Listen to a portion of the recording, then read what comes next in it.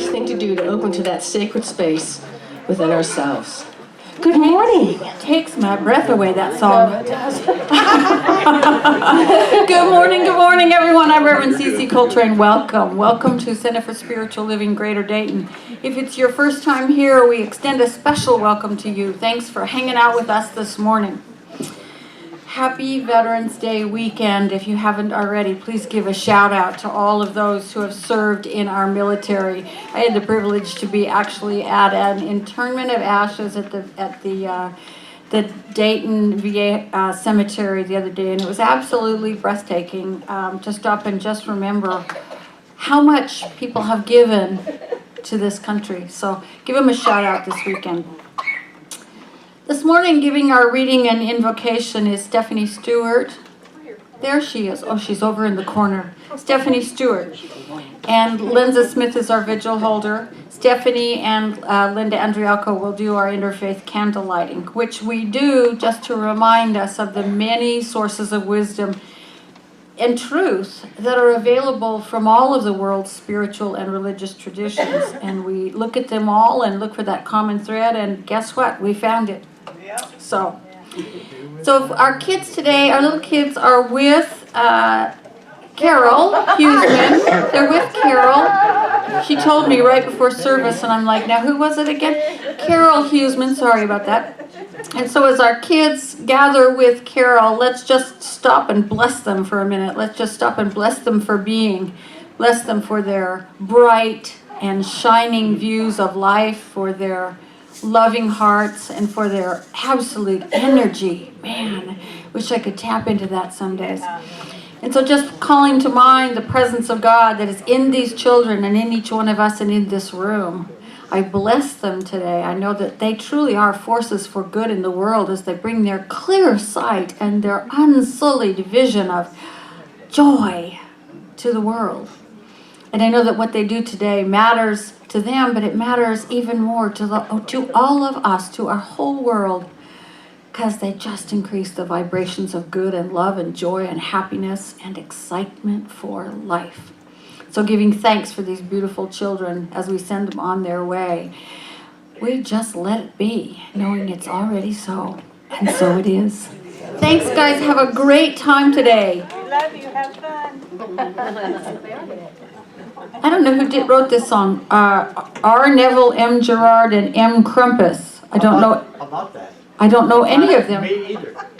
But it was sang by the girl that plays on Nashville that was cheerleader on the Hero Show. Hayden Panettiere. Oh, okay. So the song is called Try, and it's going to feature Becky on vocals. The object is to try to pronounce the name of the people that wrote it. The first candle is lit to honor Judaism. Keep this book of the law always on your lips. Meditate on it day and night, so that you may be careful to do everything written in it. Then you will be prosperous and successful. The second candle is lit to honor Hinduism.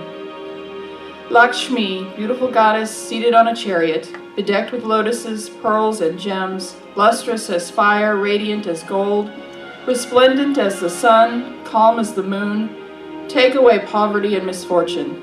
Bring joy, riches, harvest, and children. The third candle is lit to honor Christianity. And God is able to make every favor and earthly blessing come in abundance to you, so that you may, under all circumstances, regardless of the need, have complete sufficiency in everything, and have an abundance for every good work and act of charity. The fourth candle is lit to honor Buddhism. Drop by drop is the water pot filled. Likewise, the man, gathering it little by little, fills himself with good. The fourth candle is lit to honor Taoism. Open the doors of abundance. Have plenty of flow about me and fill me. May my abundance be great. The fifth candle is lit to honor Native American religions. Once I was in Victoria and I saw a very large house. They told me it was a bank and that the white men placed their money there to be taken care of, and that by and by they got it back with interest. We are Indians and we have no such bank. But when we have plenty of money or blankets, we give them away to other chiefs and people, and by they return them with interest, and our hearts feel good. Our way of giving is our bank. The sixth candle is lit to honor Islam. Abundance can be had simply by consciously receiving what already has been given. And the final candle is lit to honor new thought. The whole universe is on your side. Life is forever biased on the side of healing, on the side of overcoming, on the side of success. When you get yourself centered in the universal flow, you become synchronized with this divine bias for good.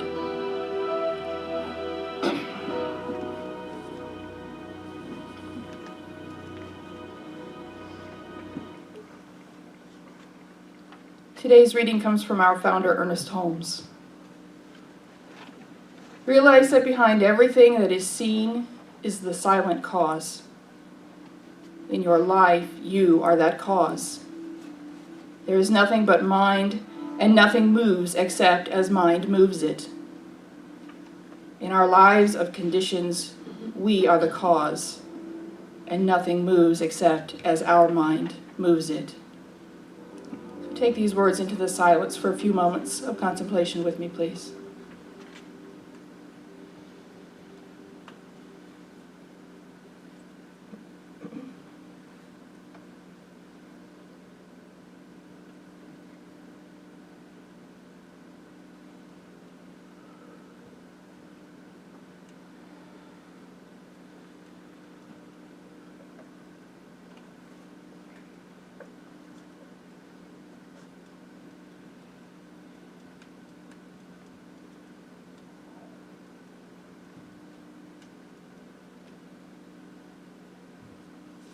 So centered here and now in this place of love, this place of abundance, this place of generosity and kindness.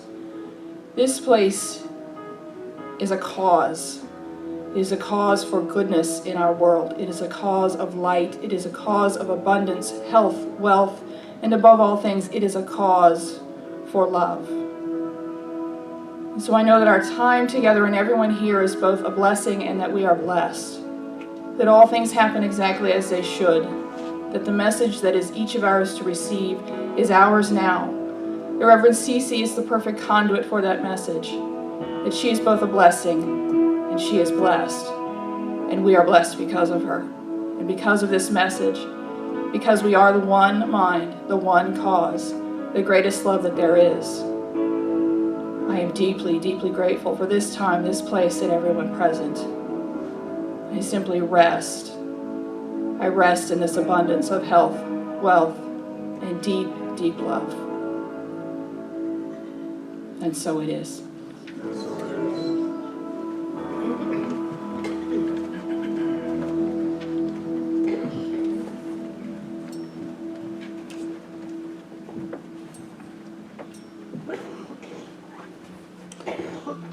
Have you ever noticed that when you want something you've never had, and you start to move toward it, that everything that's not like it seems to show up right there in your face? Yeah, if we're going to arrive at a place we've never been, if we're going to live in peace and prosperity and joy and love, we sort of have to figure out what to do when all those things pop up and say, no, you can't go there. It's an interesting phenomenon, but it's what my teacher always used to tell me, and it turns out for me to be true, that when I head in a new direction, everything unlike it is going to show up for me. Last week we talked about the need to have a vision of where we want to go. That we keep our eyes on that vision and we keep moving toward it, because as the Bible said, without a vision the people perish. The people get stuck creating the same thing over and over and over and wondering why their lives don't get any better. That's what happens without a vision. It's not that you perish, it's that you get stuck and nothing ever changes, right? So how do we change and what do we do when we start to move towards that vision and everything unlike us and living in that vision rises up from our subconscious, from our egos. We can either choose to let it stop us in our tracks, or we can choose to heal it, to change, to grow, to evolve. And how do we do that? How do we evolve past the adversity that shows itself in our lives? Well, I guess I'll give you the bad news first. I think the very first thing that we have to do is acknowledge that somehow we are either creating or allowing that adversity in the first place. You know, we start to move forward and something in us says, no, you can't do that. Who do you think you are? What are you thinking trying to get to that place? That comes from us. It doesn't come from out there. It comes from inside of us. And we often don't hear those thoughts very clearly because they're deep in our subconscious minds. They're old habits of thinking and believing that we picked up from our parents, either because they were living from their old stuff or because they thought they were trying to protect us, you know, from something, or from our friends or teachers for the same kinds of reasons, or from our culture and our media, which says you're not good enough unless you buy all these things which will make you better, right? I still haven't figured out how that one toothpaste is going to solve all my problems, but you know, it's possible, I guess. Anything's possible, right? No matter what part of our lives we're looking at, whether it's our relationships, or our health, or our happiness, or our financial well-being, this is true. We start to move in a bigger direction. We start to be pulled towards our vision, and all that stuff pops up and says, no, you can't go there. Then that's the point of choice for us. What are we going to do? It's maybe especially clear in terms of our finances, though, because we all pick up some of the same really odd ideas about money. And we make them part of our belief system as they become deeply embedded in our subconscious mind. We don't do this on purpose. It's simply what happens as a result of being enculturated, right? Which we have to be because we live in a culture. If we were all by ourselves, who knows what we'd come up with? It'd probably be pretty weird because we wouldn't have anybody to reflect it back to us. But we pick up those funny subconscious ideas that are in our culture, and they drive a lot of what we do. And as a result, we have difficulty with money. I don't know anybody who doesn't. I told you last week about a guy who's fabulously wealthy and is afraid to retire because he doesn't have enough. That's difficulty with money. That's as much a difficulty with money as, you know, I have $12 and my bills are $13.50. We all have this issue of adversity around money, but like any other area of our lives, we have the ability to change our inner selves, and that changes the outer part of our lives.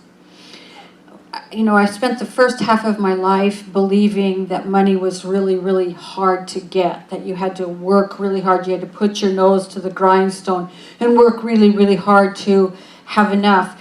But the funny thing was, both my parents ground their noses right off, and they still didn't think they had enough. So I've struggled with this idea since I was a kid, watching that happen. Because I know people who work 2 minimum wage jobs. People, you know, they work really, really, really hard and they're still having trouble. It's not the amount of work you do. What's also true is that hard work is not necessary to be successful. Victoria Castle wrote a wonderful book called The Trance of Scarcity. And she said, if struggle were the way to get there, we'd all be there by now.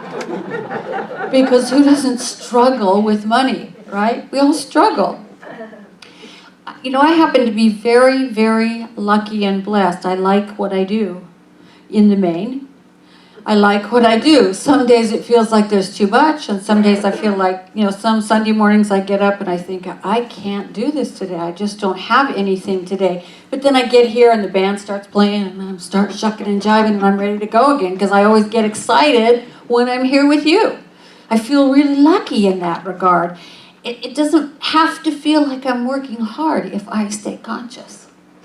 It's something I enjoy doing. So if I'm conscious about it, it doesn't have to be a struggle.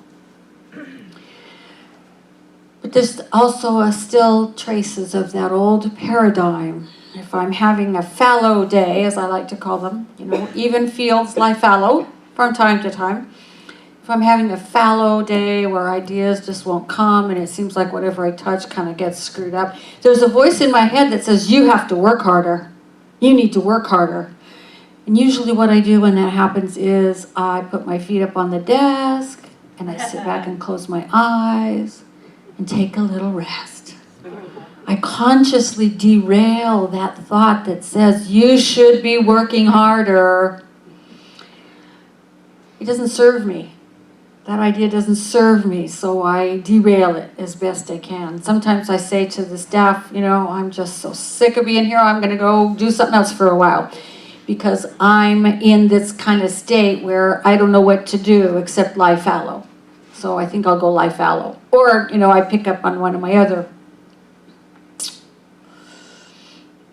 ways of dealing with money adversity, retail therapy.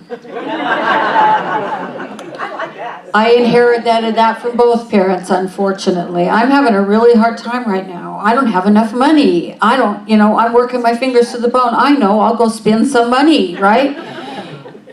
That sounds logical to me. It's a really sick thing that we've picked up from our culture. When we're feeling down or worried about money, the answer is to go spend some money.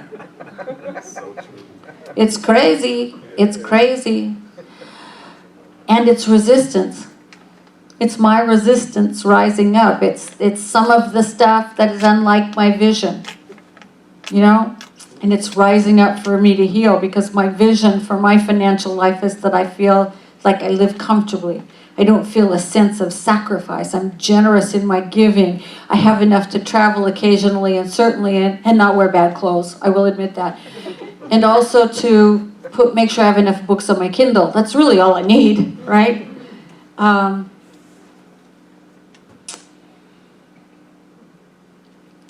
Retail therapy, unless I have the money to pay for it, is bad stewardship. It's just bad stewardship. And stewardship means that we manage what we have already well. That we take care in an orderly and balanced fashion of what we've already been given. And I have a little demon that says, well, you just got a zero interest credit card. Use that. And that's not good stewardship. That's the bank providing me with more debt. That is not God providing me with more prosperity. I am not exempt from the laws of math. Who knew? Right? Our society tells us that we are, right? None of us are exempt from the laws of math. The center isn't exempt from the laws of math. We individually are not exempt from the laws of math.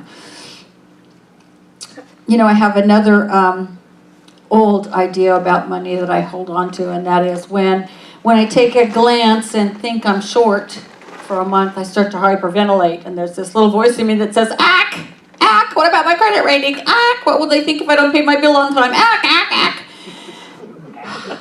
Ack. It's a common noise in my head. And that's another thought I have to consciously derail.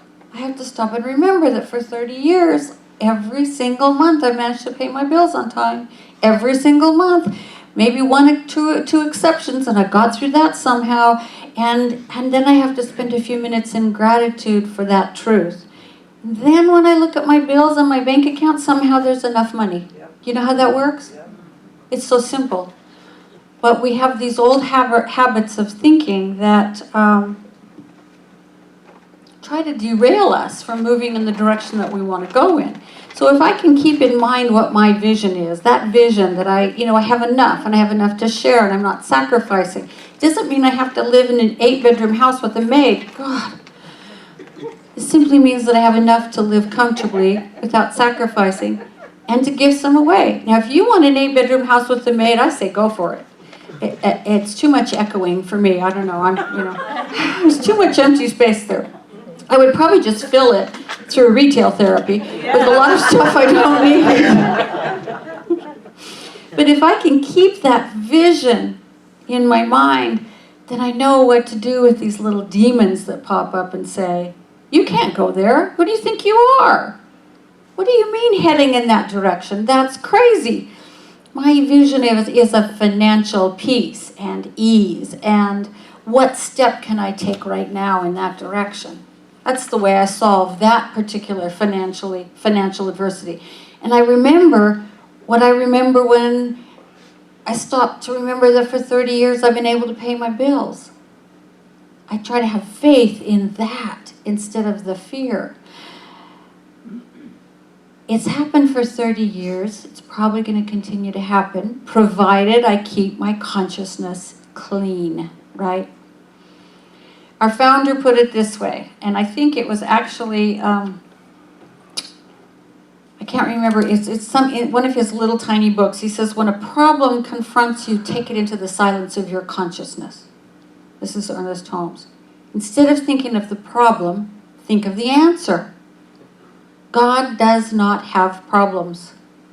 Therefore, the divine mind is the answer to every human problem. Principles never have problems, he said. Problems are solved by bringing them under the control of principles.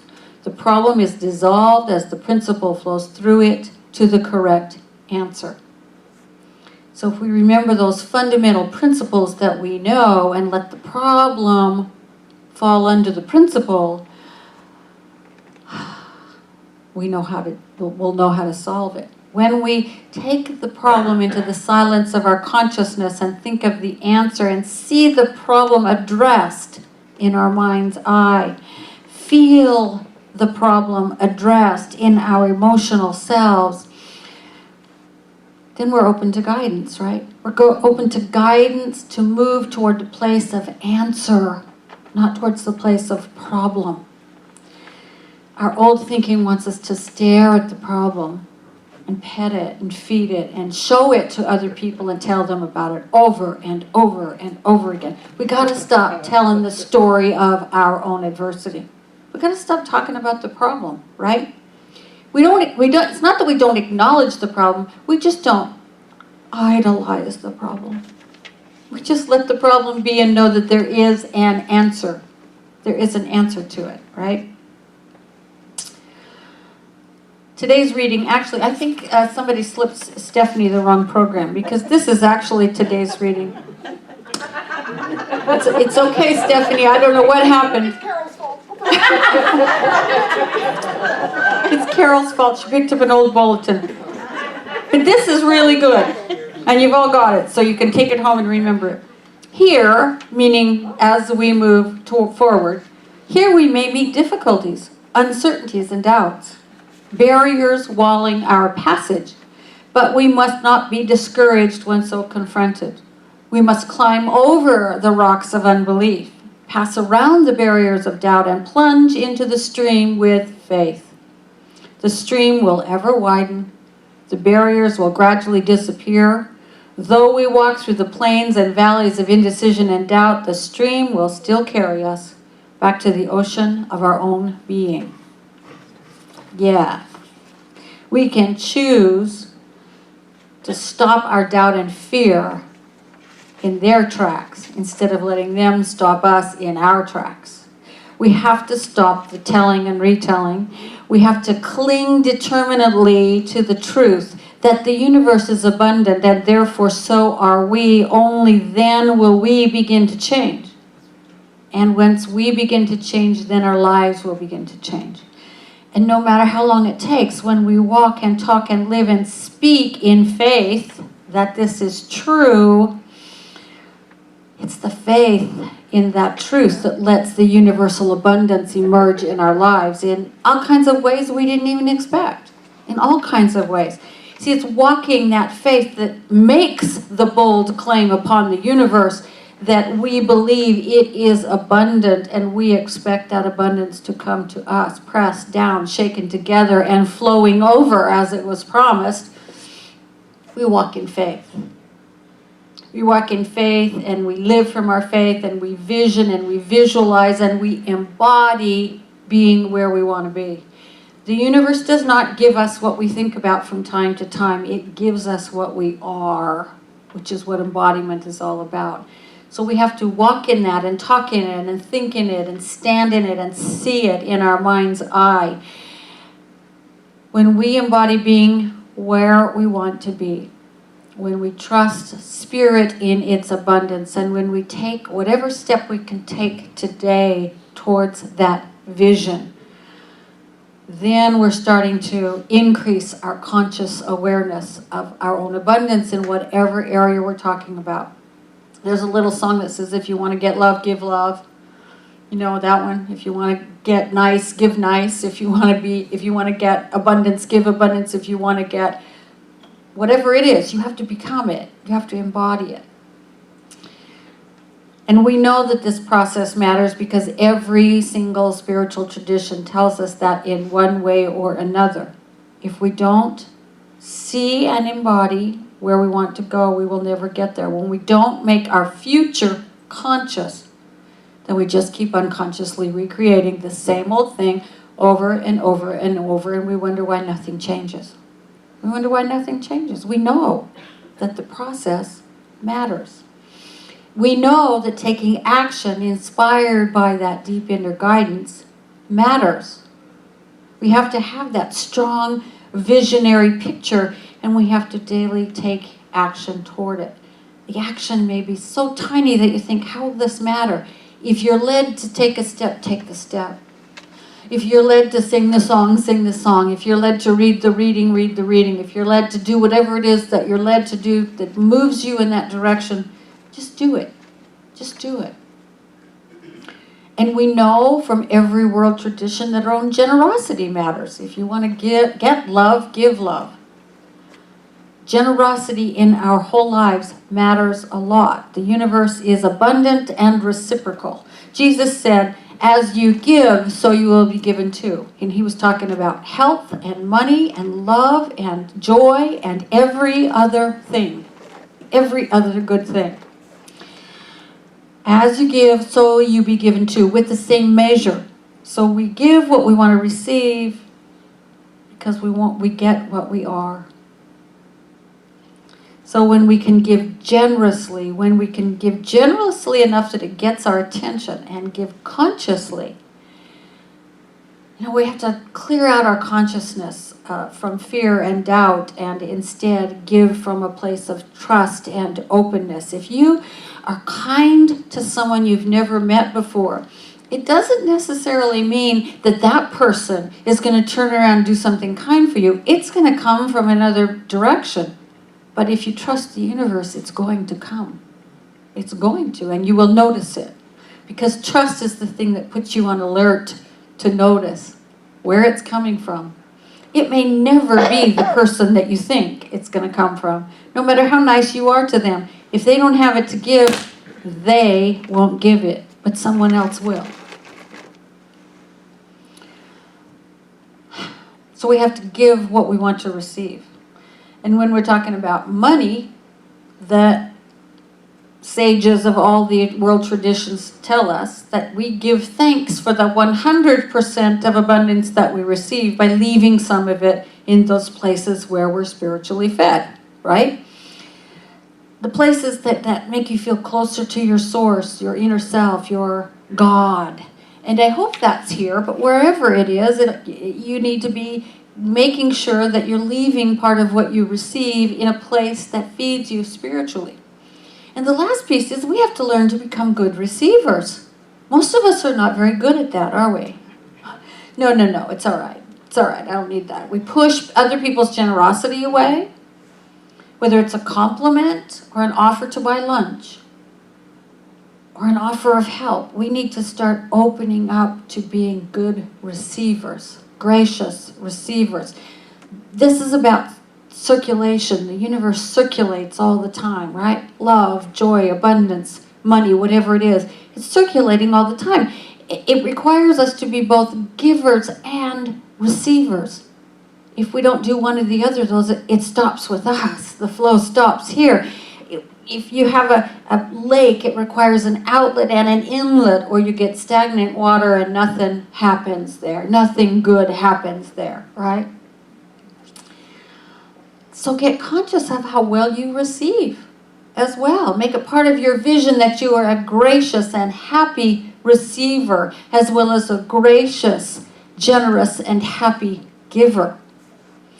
My challenge to you this week is to think about your own generosity and give from it. Give yourself, give your time, give your money, and start noticing what you receive.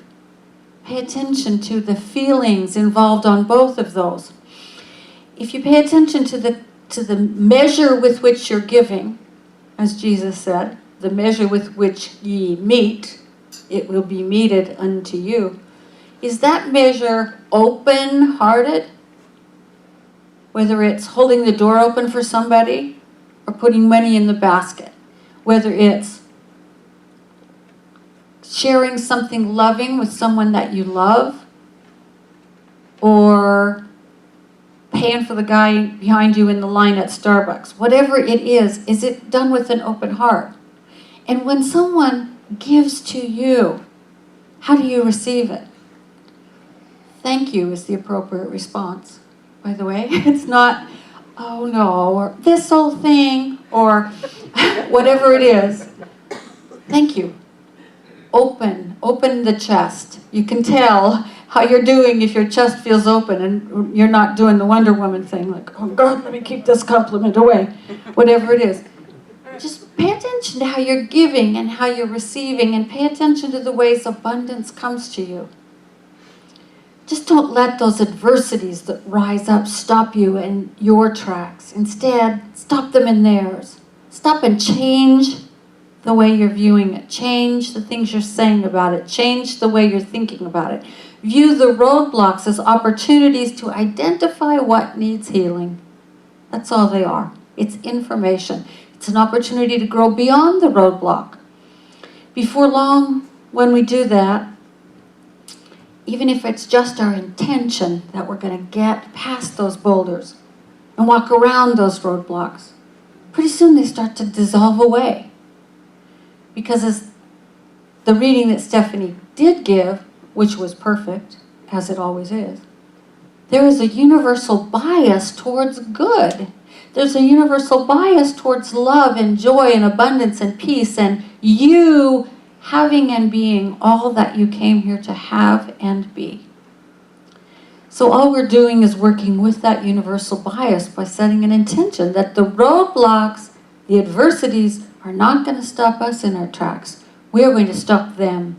We're going to walk around them, and we are going to continue down the path towards our vision fulfilled. Anybody have anything they want to add this morning?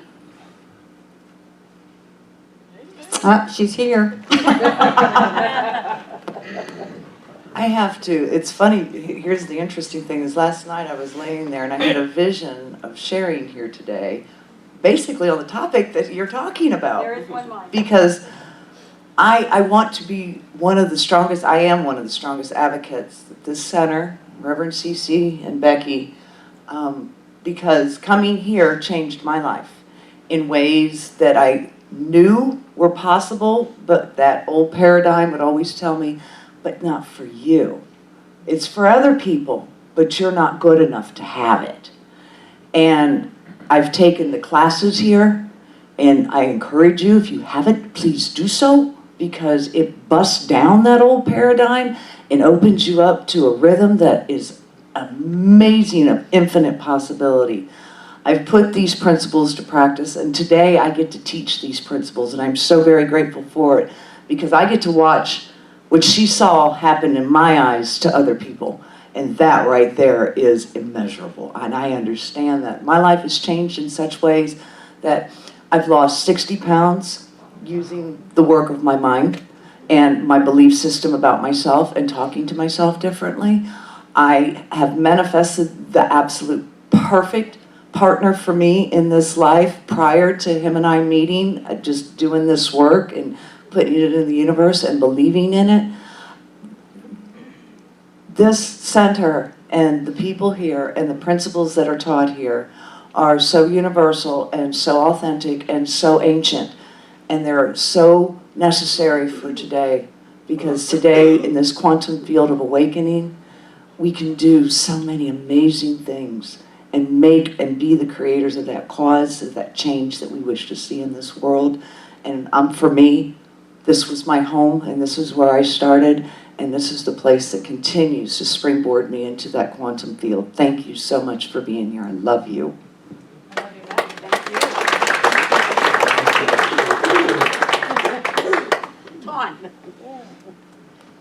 I wanted to thank you for allowing me to have the 8-bedroom house. Yeah. And the maid, can't forget. Yeah. And the Wonder Woman reference, that was great. And thank you so much for the class, the foundations class. I don't know if anyone has thought about taking it and can't take it with Reverend CC, I think you should. And Michelle too. I finished it. I started out in Michelle's class and then kind of, I don't know what happened. I was showing up on days when there was nobody here, like had the wrong day. So I'm just glad I got through it. And I can actually pay for it, if you can believe that. So it's working. Yes, resistance sometimes shows up in getting us there on the wrong day. Been there, done that. Oh, yeah. Anybody else? Okay, Katie, come on. Yes? I was just wasn't gonna have Kenny out there to hear, but anyway.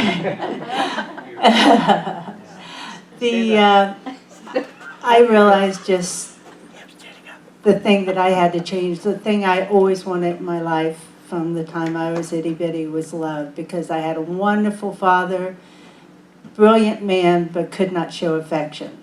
And unfortunately, I kept being drawn to what I knew, what were wonderful men that could not show affection. And I finally told myself, I've got to quit being drawn to what I'm used to and be drawn to what I really want and need. And I released all attachment to having anyone in my life. I was very happy to be just my little home, my cat, and my school, and didn't care if I met anyone. And the universe said, okay, you're finally ready, and provided Kenny. We got married in this church, and it's been over 21 years now, and I could not be happier. We love it. We love it. Because we love the both of you so much. Yes, if you're getting married, call me. I'll be happy to arrange that. Even up a tree. Come on. We're going to pray now, so you might as well come now. I've been known to do weddings in strange places because it's always fun. It's such a joy to celebrate love in that way. So let's come together in consciousness now and just breathe and feel the presence of spirit in this room. Feel the presence of love in this room. It is all around us, and it is within us, and it is above us and below us and everywhere. For it is God, and God is that power and presence that is everywhere and in every moment, present always. This bias for good, this place of infinite love, of infinite abundance and well-being, of enormous joy and well-being and peace and harmony and health and wealth and everything good. And it is that same power and presence that somehow thought into being all that exists, and somehow thought into being the system that would hold it all together, so that our planet circles the sun right where it needs to be, so that we have life.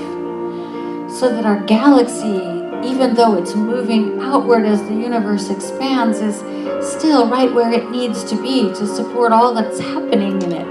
So that the universes, these infinite places of life and beingness continue to expand, but stay perfectly as they are to be. So that electrons stay perfectly in their configuration about the proton nucleus, so that we stay together, we all stay in one piece. It is so mind-boggling when I stop to think about the wonders wrought by this universe as this universe. And even more wondrous when I stop to think about the consciousness that is present everywhere. Not only in the proton and the electron, but in the space in between. Not only in the stars and planets, but in the space in between. Not only in me, but in all that I see and everyone here. is this divine life, this divine intelligence, this source of all good things. And as we just reflect and remember that, how could we be anything other than deserving of the very highest and the best, of the opportunity to be all that we came here to be, of the place in which we can give those gifts only we can give. All of that is simply ours by right of being and breathing. And so what I know for each one of us is that when resistance arises, we step around it. We allow the river of life and love to flow past those obstacles and widen out into our vision manifested. We are not fearful. We are courageous. We are not full of fear, but full of faith. We are not guessing, but knowing that the universe is on our side, for we are the beloved of God. And so we just lean into that. We say yes to it. We allow it to take us to places we have never been. We allow it to bring to us the abundance we seek, whether it is abundance of money or love or joy or health or gratitude or blessing, no matter what it is. We simply allow life to bring it. And we accept it graciously and with joy, knowing that abundance is our birthright and that we live in a universe that is abundant in all good things. We accept it graciously and with love, allowing it to increase our faith moment by moment, day by day. And we never, never, never lose sight of that vision for ourselves, which is part of a vision for our world, where everyone feels that love and that plenty and that abundance and that goodness and that kindness. A world that truly works for all life. And so I am grateful. I am grateful for this reminder today that I too, that all of us are the beloved of God. We are in this stream of abundant life. And it is always carrying us to our next greater yes, to our next greater yet to be. And so in deep gratitude, I simply release these words, knowing that the universe has said yes as it always says yes. We accept with gratitude. We let it be so, and so it is.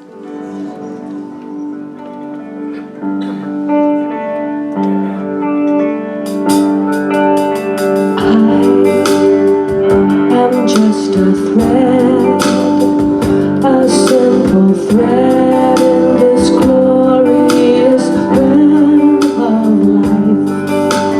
We are just drops within a stream flowing towards an ocean of light. We may forget where we come from. We may forget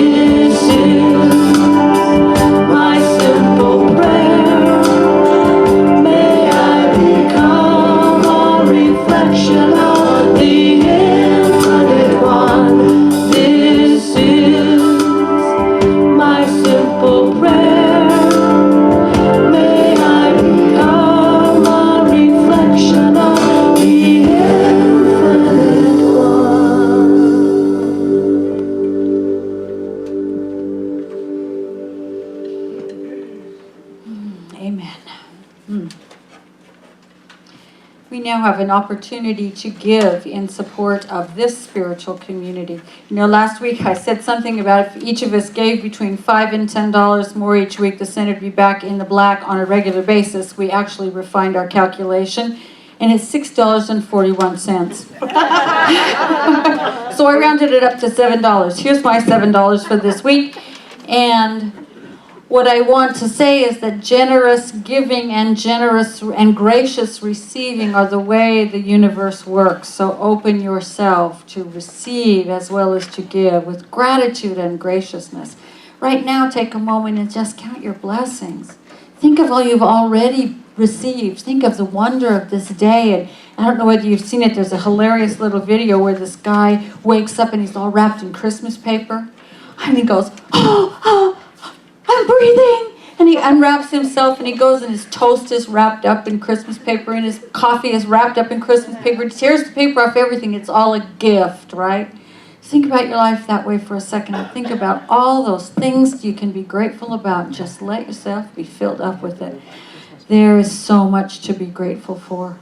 And take your gift in your hands or your heart and know with me, I am joyful. I am free. I am grateful. I give with gratitude. And I say yes. To all the good life has to offer. And so it is. A couple of announcements. If you're new to our community, please join me right after service about noon in the adult classroom for Rap with the Rev. It's an hour just to let us get to know each other a little bit better and hear from you about what you're seeking. You can still place orders through Thanksgiving for either Rory the Lion or the Avon grooming packs, and that information is over on the table. You can either buy them to give as your own gifts, or you can buy them and donate them back to the center for us to give at Christmas. We are going to give the toys to, I think it's kids at the homeless shelter, and the teens, and the body care packs to teens who are, I can't quite remember which agency we're working through, but they're teens who are having a really, really difficult time in their lives right now. The center also receives part of the purchase price back as a contribution from the person who put this together, Peggy Merritt. So we invite you to support it, and the information, as I say, is over on the table there. This coming Thursday evening, November 16th, is our snack service. It's a group that meets, it's SNAQ, not CK, sorry, no food involved. Snack, SNAQ. It is a group that meets to discuss thoughts and feelings and questions about spirituality. So it's great for all of us, and it's especially great if you are, let's see, what's the first one stand for? Spiritual. None, as in I have no religion, agnostic or questioning. If you know somebody who might want to come to that group and talk about those issues, invite them, please. It's Thursday at 7 p.m. And don't forget to mark your calendars for Saturday, November 18th. And Stephanie has more to tell you about that. Woohoo! Come on, Chip Chip, get up there, girl. Bring that picture. Look at that!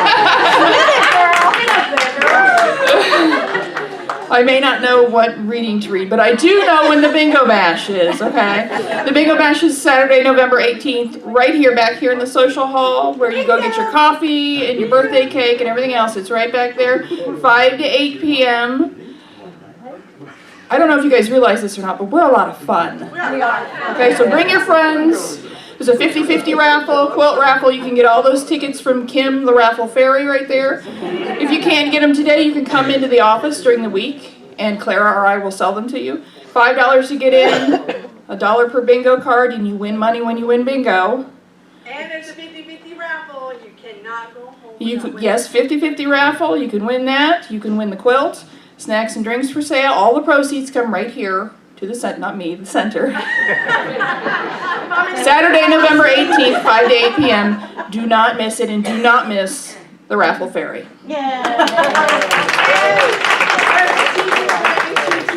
I heard somebody. In the evening is going to be wearing tutus, so you're going to see her calling bingo and tutu. You're going to have a cheer. Tiara too? Maybe. Okay, tiara with the tutu. I might have to break out the tiara. All right. Might have to do that. Thanks for the reminder about that tutu. I got to get busy on that. Actually, it's going to be a lot of fun. Somebody said she was a rotten bingo player. I said, oh, well, that doesn't matter. Your skill at bingo does not matter. The whole point is to just come and have fun. So that's what we're going to do. Teresa Napke has a special thank you this morning.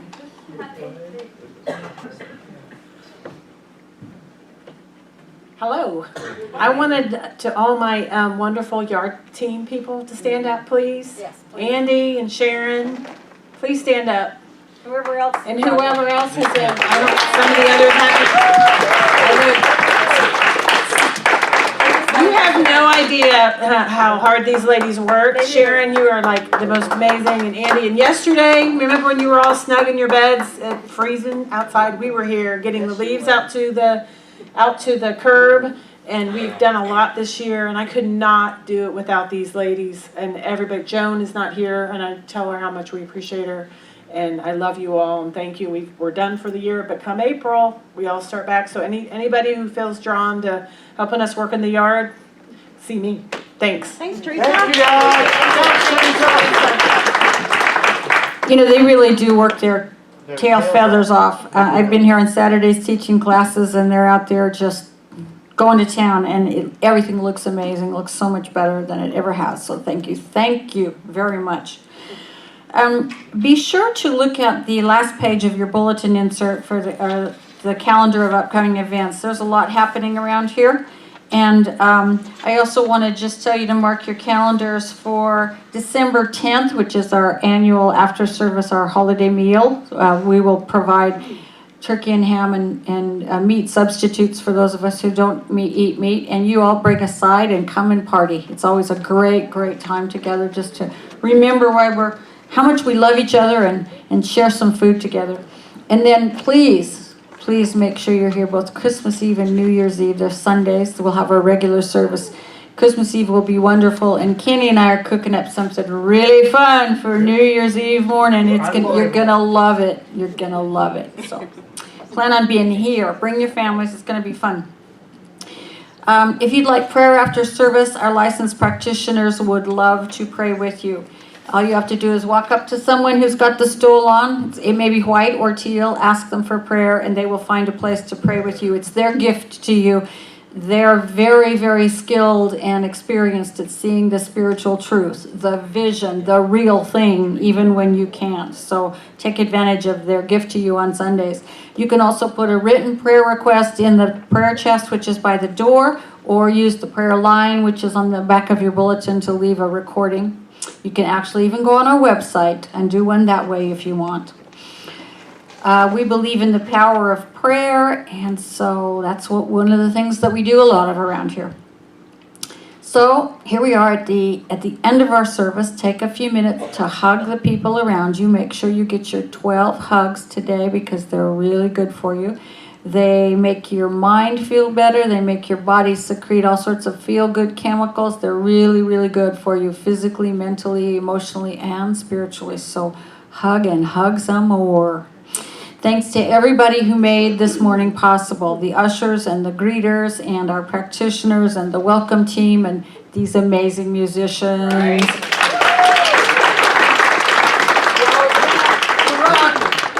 And all of you. So let's stand for our closing affirmation and our closing song, A Light in This World. Please affirm with me, I graciously accept my abundance. I graciously accept my abundance. I choose where I want to go. I choose where I want to go. I practice giving generously. I practice giving generously. And receiving graciously. And receiving graciously. And I take action to move me on my way forward. And I take action to move me on my way forward. Life is good. Life is good. And so it is. Have a great week. A 3 and a 4 and a